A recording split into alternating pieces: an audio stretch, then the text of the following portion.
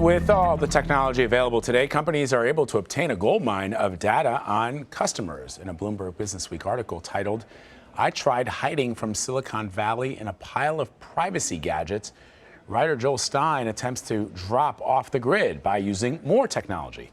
Bloomberg columnist Joel Stein joins us now from Los Angeles to talk about his new piece. Joe, good to see you. Hey, good seeing you. So, Joel, what kinds of technology and methods did you kind of use to try to erase your data? It sounds sort of interesting, but I don't know. How are you able to use more technology to drop off the grid?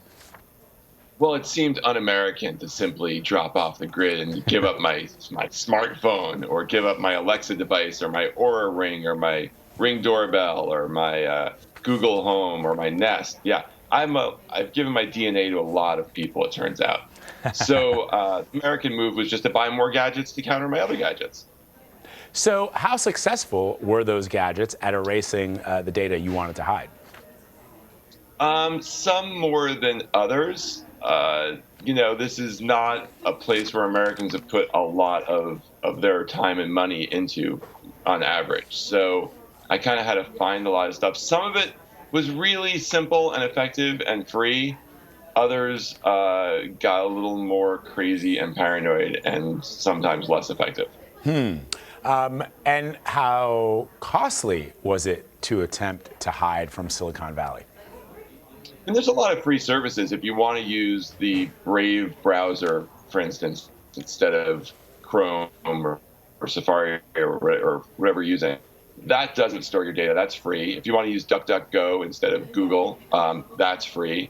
LastPass, which manages your passwords, which I found very useful. That was probably one of the best things I did. That was free. What else did I do that wasn't?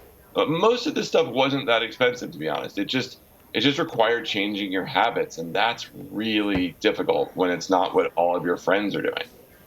So fascinating. So how did we get here? Why is it so easy for companies to get our information? I know that many times we give it away, as you've pointed out, but why is it so difficult for us? Once we have that come to Jesus moment that we want to stop, it's so difficult for us to stop them from mining our data. Yeah, very few of us have the actual come to Jesus moment. Most of us have just a fleeting thought that we should try to fix this. So I've worked in magazines my career, and a lot of the way magazines have made money for many, many decades is to take their subscription list of people who subscribe and sell it to other people for money, because we know a little bit about them. And that's true with politicians you donate to, or go to their campaigns and give them your email. So this has been going on for longer than there's been email. It's just a way people have used to make money, and we kind of figured out that we could use all of our, almost all the internet and all the apps for free if we make this exchange to give people our data. Now that some people trust their government a little less, some people are seeing other governments like China really abuse this stuff. People are seeing facial recognition particularly scare them, because it's gotten quite good. I know I was on a plane 2 weeks ago to France, and when we went to go board, instead of giving them our passport and our tickets, they just had a facial recognition camera that looked at our faces, which I assume they got from our passport. But that means that like Air France probably can see me, what I'm doing right now, and know where I am, which is a lot of data to give companies and governments. Now there are cameras everywhere, there are license plate readers everywhere.